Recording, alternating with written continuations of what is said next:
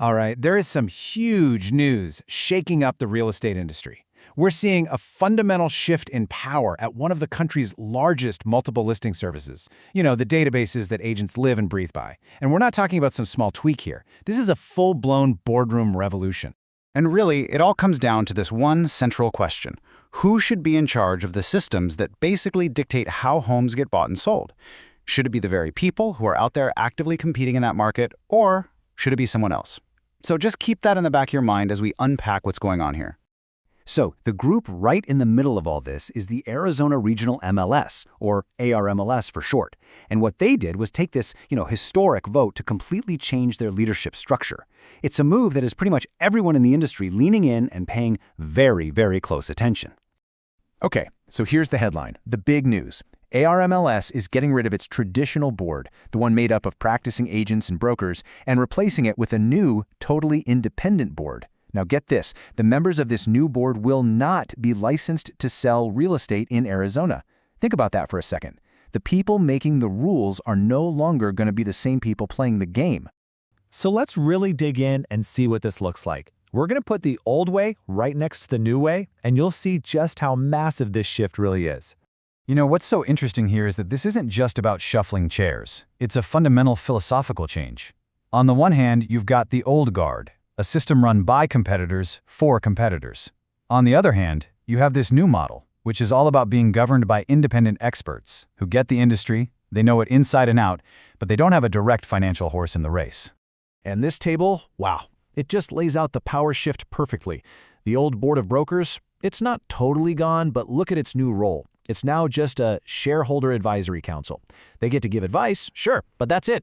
They don't have the final say anymore. They don't have that fiduciary responsibility, that legal duty to act in the company's best interest. All of that power now rests completely with the new independent board. Okay, so you've got to be asking yourself, why, right? Why would this huge, successful organization completely blow up a system that's been around for decades? Let's take a look at what was really driving this.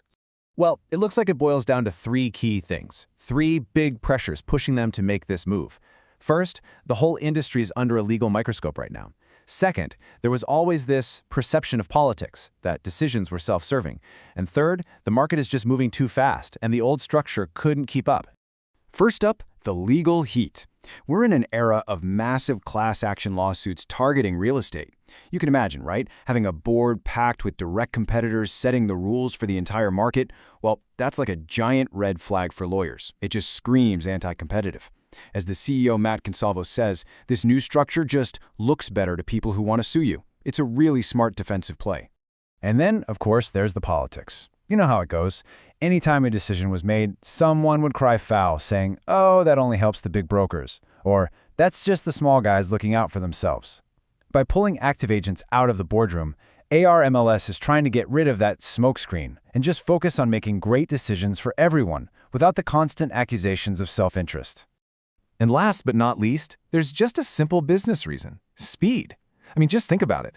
Trying to make fast, long-term plans with a board of 18 people who are constantly rotating in and out, it's like trying to steer a giant ship with a tiny rudder. A smaller, focused board of 5 or 6 experts can be way more nimble and actually get things done.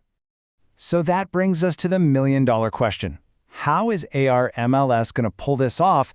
And maybe more importantly, is this just a weird one-off thing happening in Arizona, or is this the start of a massive trend that could sweep across the entire country? Okay, the first thing you need to get is that this was not some panicked, knee-jerk reaction. As their CEO, Matt Consalvo, puts it, they're being architects, not firefighters. This was a deliberate, strategic plan that they've been working on for years, all designed to build a stronger foundation for whatever the future holds. And you can really see that architect mindset in how they're rolling this out. They're not just flipping a switch overnight. No way. This is a slow, careful transition planned out over a couple of years. They're taking their time to transfer all that historical knowledge to make sure the handover is seamless. So what's the bottom line here, the big takeaway? Well, Arizona might just be the first domino. With every other big MLS facing the same legal and business pressures, you can bet their executives are watching this and asking themselves that exact question: is this a good idea? And that leaves us with the question everyone is asking: is this it? Is governance by independent experts the future for how real estate works in America? I guess we're all about to find out.